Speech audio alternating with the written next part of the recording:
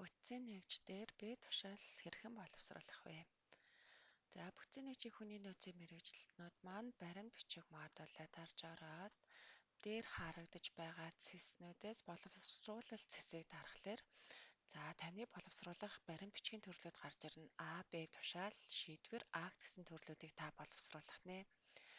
За бүгдээрээ Б тушаал боловсруулах гэж байгаа учраас Б тушаал гэдэг дээрээ дараад шинэ гэдэг товчон дээрээ дарна.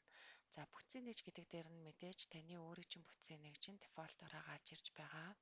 За баримтын төрөл гээд яг ямар төрлийн тушаал боловсруулах гэж байгаа вэ гэдгийг сонгож өгнө. Дэлгэрэнгүй хайлтсан дээр дарахлаар их төрөл гэхээр хэдүүлээ эхлээд яг тухайн тушаал маань ажилд авах юм уу, ажлаа салах юм уу, яг ямар ерөнхий төлөвтэй вэ гэдгийг уртаас нь харчна.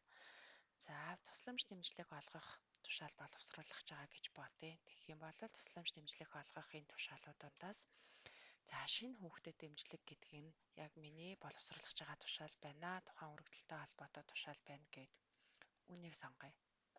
За тушаалынхаа тэргүүг бичээд өгнө.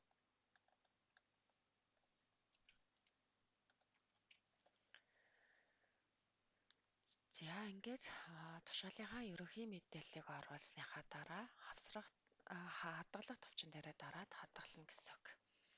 За бичвэр хэсэг дээрээ дараад тушаалынхаа бичвэрийг оруулж өгнө.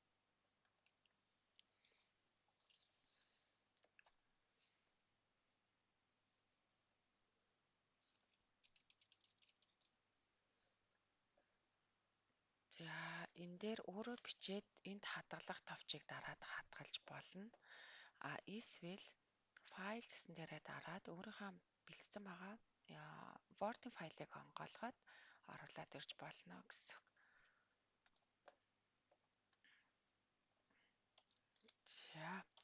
За бичвэрийн маань хуудасны маань зайн дефолтоор тохируулга хийгдсэн байгаа.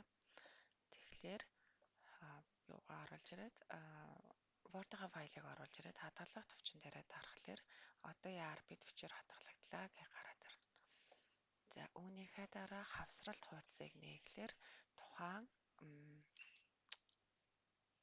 тушаалтай холбоотой хавсрах материал байвал хавсаргана гэсэн. За хамааралтай ажилтнууд цэцэг хуудсыг дарахлаар тухайн тушаал маань хэнтэй холбоотой юм бэ гэдгийг сонгож өгнө. За мэдээж шинэ хүүхдийн дэмжлэг учраас тухайн хүнийхээ нэрийг бичээд өгөхөд хадгалах товчоо дараад хадгалж. За гарын үсэг бүрдэл гэдэг дээрээ мэдээж манай бүтцийн нэгжийн хувьд Бямбатаараа байх нь стандартын хяналттай бүтцийн нэгжийн нарийн бичгийг хийх нэ. За үүн дээрээ тухайн бүтцийн нэгжийг хуулийн хяналт хийдэг хуульчаа мэдэхгүй байх юм бол та бүхэн шууд ингээ явуулчих болно. Тэгэх юм бол тухайн бүтцийн нэгжийн нарийн бичиг нь одоо хуулийн хяналт хийхийн санал хийн үхийн гэдгийг сонгож оруулаад хадгалж бас болно гэсэн. За хэрвээ өөрөө мэдж байгаа тохиолдолд хуулийн хяналтаа сонгоод өгнө. За хуулийн хяналтан дээр үйлдвэрийн газрын зөвхөн хуульч нарыг сонголтоор оруулж өгсөн байгаа. За дэлгэрэнгүй хайлт дээрээ харж байгаад тухайн танай бүтцийн нэгжийн хуульч хэм бэ гэдгийг сонгоод оруулчихна. За энэ шинэ хүүхдэд дэмжлэг олгож байгаа учраас тухайн бүтцийн нэгжийн эдийн засагч санал өгсөнгөөр орох ёстой.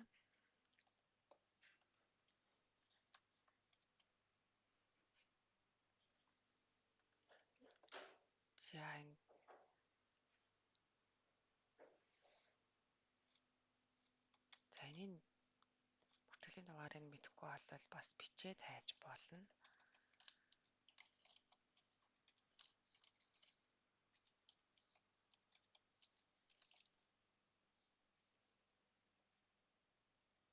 Дэлгэрэнгүй хайлт дээрээ дарж хахад адилхан нэртэй хүмүүс байх юм бол дэлгэрэнгүй хайлт гэдэг дээр нь дарахлаар тухайн хүний одоо албаныг жалбан тушаалтайгаа харагдана. За тэгэхээр нь өөрийнхөө яг хайж байгаа хүнийг сонгоод хадгалах товчоо дараад оруулчихна.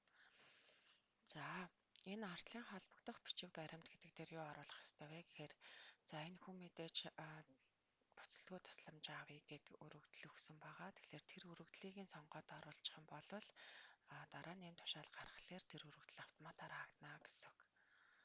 баримтын төрөл нь өргөдөл байсан.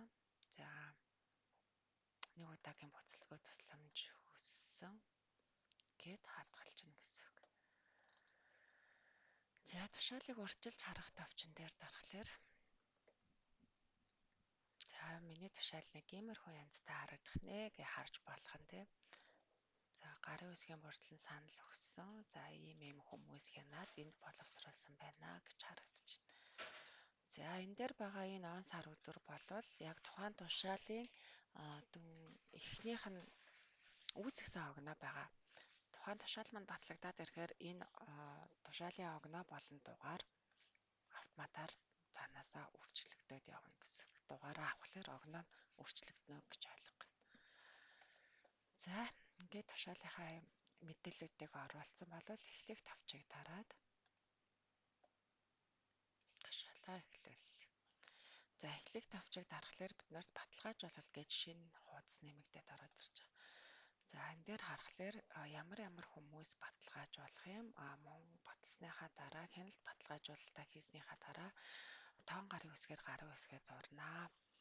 За энэ эхний энэ хяналт баталгаажуулалтын шатанд хэдэн ч удаа одоо хянаад алтаагаа засаад явуул гэх мэтчлэнтэй буцааж болно.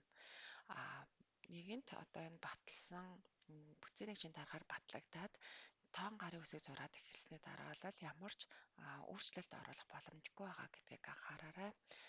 За ингээд баталгаажуулалт нь хамгийн эхлээд боловсруулсан ажилтнаасаа эхлэх нэ. За батлах товчийг дарж. За ингээд гих мэтчлэн хяналт баталгаажуулах хийх хүмүүс нь батлах нэ.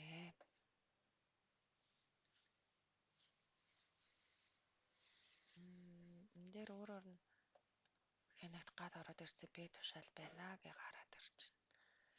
За тэгэхээр нарийн бичгэн стандартынхаа хяналтыг хийгээд батлах бол батлах товчийг дараад за үүний дараа баталгаажуулалтыг харахаар за хуулийн хяналт болон бүцээн нэгжийн эдийн засагч бүцээн нэгжийн дарга нар дээр баталгаажих нэ.